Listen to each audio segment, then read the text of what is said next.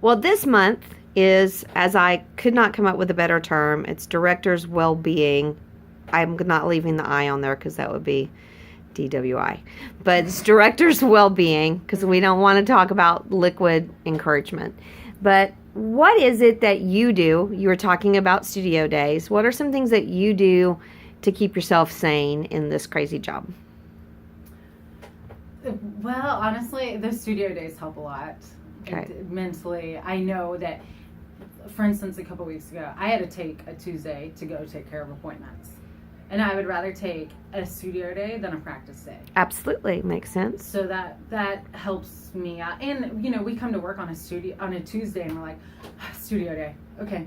We'll just, we have a little bit to accomplish at practice and then we get to have fun after that. Right. It makes for a good thing. And what about, we were talking about where you yourself dance. Yes. So at Robbins, we have an adult jazz class that I take on Monday nights. Yeah. Yes, I have to perform in the recital. Please don't attend. I'm good. I think Danceful Thoughts will need to attend that now. But that's a fun night where I get to hang out with friends who are, outside of work friends. Right. Yeah. Some other also, you and Josie are working real hard on the Nailed It challenges. Yes. Okay, if I can find the picture of the Elmo snake swamp cake. Okay, look better in person. But yeah, I think I'm motivated by just by having big goals. Yeah. And so once a month, my daughter and I like to do one of those Nailed It challenges. Right. That were on. It was so popular on Netflix. It's a great family show, by the way.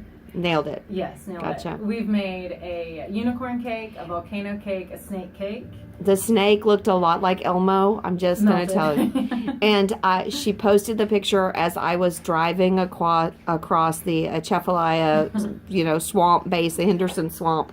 So it's kind of like perfect timing. So I think it's the Elmo swamp cake. Yeah. But we will never tell Josie that. No. We will never. She's proud of her snake cake. Yes. You also should give a shout out to your super supportive and goofball husband. Yes. Yeah. Aaron is the reason that I'm still. Tell him about his jacket.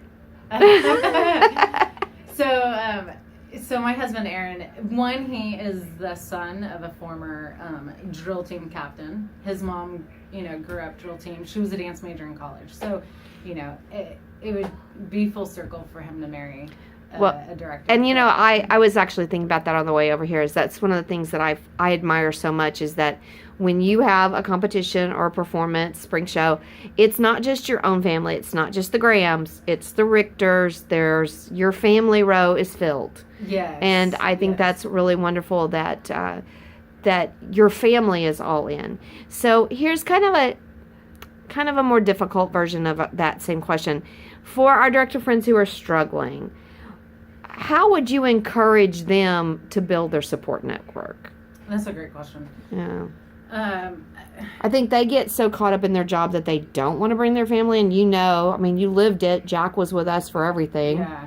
And that's something that I learned from you, was just learning how to be a working mom and knowing that it's okay to bring your kids to work. It's okay to bring your family. And honestly, they take a lot of pride in being able to see you at work. Mm-hmm. If I could go shadow Aaron one day at work, I would love to. I hear what he says he does, but if I could actually see it and happen, and I'd probably understand things a lot better and really get a better grasp. Right.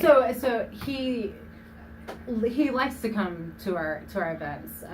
He definitely helped create our logo. When we got to open the school, he made himself a jacket, got it embroidered, set it all up himself.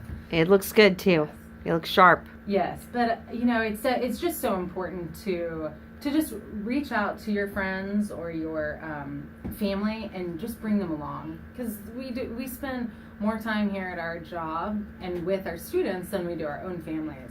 And so if there's any opportunity that they can come with you to a football game, they can come with you. Just sit in the booth at spring show and just say, sit back there. We don't have to talk. Just well, they just want to see it. Yeah. Well, and you remember the stories about my mother and scoping out the competition for me, and and definitely Jack, who thinks he was the assistant dolls director after you left. So, and Josie has got her choreography going. I've seen her working real hard in the stands with her moves, and I love the story of her pushing the buttons on the sound machine. So if you are a working mom, okay, and you have, don't be afraid. That's how I felt. Don't be afraid to bring them in and let them be a part. And, it's what I always say, you and I both say it, is that makes you human to your students. Yes. Yeah, it makes you more human. Yeah. And I think that's a very important thing. So let's talk, we've got about a minute or so left in this. Let's talk about the Friends Network, because obviously you and I are goofballs. But talk to our director buddies about truly establishing a friend network among their fellow directors. Well, for a while before I was able to have Emily, before Emily was Senna, but I was the maverick on the campus, and opening the school. I came here year 2, but starting the program, there was just so many lone people of our own programs, and so we kind of made a unified group because we had all these shared experiences. We went to JV football games together, or we did the first graduation together. So my friends here at Ridgepoint are definitely people in the science department or other fine arts and stuff like that. And I think that's really important. And I know Tashane talked about that too. It's just like saying hi to the people. Well, and we're going to shout out to Texas High School football chat, Chris. Yes. Powerful allies. That's very, very important. Very, all right, so we'll conclude this little segment.